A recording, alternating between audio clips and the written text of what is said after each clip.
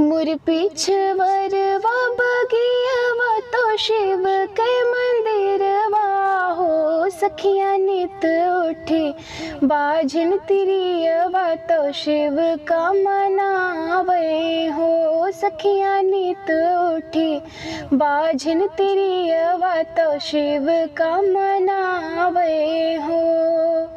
भितरा से निकली नदिया बिरह बोलिया बोले हो। भाभी कितनो तू शिव का मनई बुलालन मुख नाही दिखबू हो। भाभी कितनो तू शिव का मनऊ बुलालन मुख नाही दिखबू हो।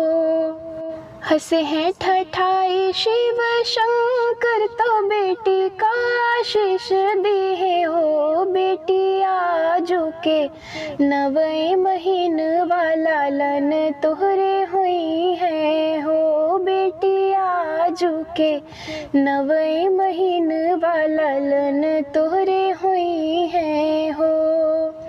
8 महीना नव लागत ललना जन्म लिए हो। सखियाँ बाजे लगी आनंद बधैया उठन लागे सोहर हो। सखियाँ बाजे लगी आनंद बधैया उठन लागे सोहर हो। अंगना में बाजे बधैया तो द्वारे शहनैया हो। सखियाँ अंगना में नाचन नदिया कंगन हम लेबे हो। सखियाँ अंगना में नाचन नदिया कंगन हम लेबे हो। कि तोहरे बाबा के गढ़ावल की भैया के खरीदल हो। ननदी कंगना नैहरवा कह चीन कंगन नाही देबे हो। ननदी कंगना नैहर वाक चीन कंगन नाही देबे हो। छोड़ दे हो बाबा के महलिया तो भैया कैसे जरिया हो।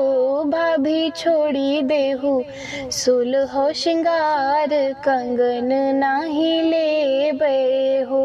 भाभी छोड़ी दे हो सुलहो श्रृंगार कंगन नाही लेबे हो।